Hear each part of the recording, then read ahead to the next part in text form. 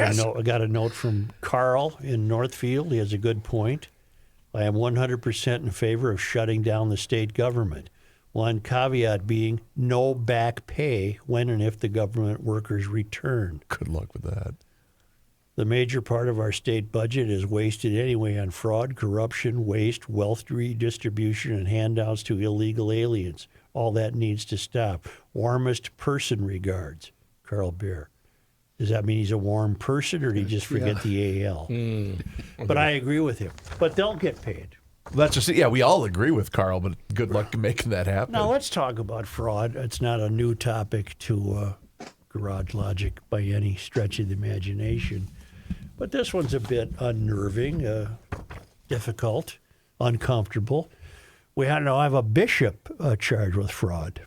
I saw that. Bishop Harding Smith was charged yesterday with one count of theft by swindle and one count of theft of wages. He denies this, so do his lawyer.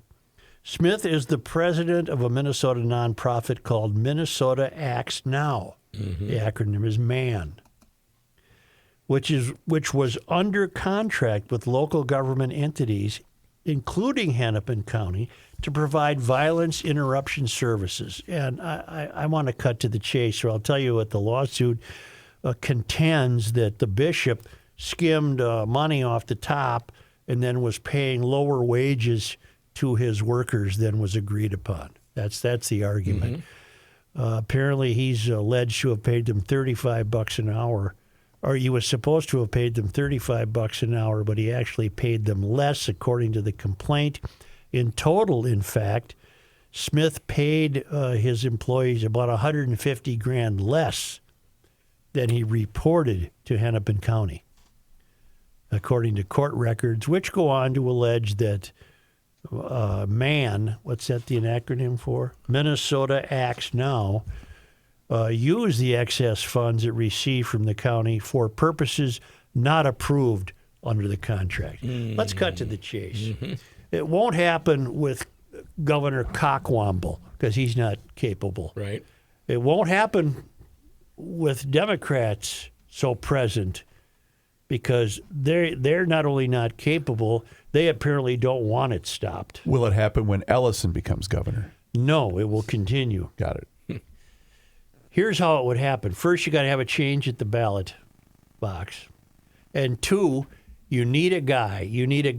Guy can be a gal. You need a guy whose only job at the state capitol is to have an office. I see it behind kind of the frosted window, you know? Yeah. The guy. And he's got two stamps. One says no, and one says no, too fraudy. Okay. Just make up a word. It's too fraudy. Okay. It's your fantasy. And the other says yes. And every time a nonprofit comes in, sit down with an idea for money, they got to go to this guy's office, and he grills the hell out of them, and he either stamps it okay or no, too fraudy. Sketch. You call it sketchy. Sketch. Yeah. Too sketchy. Now, here's the problem.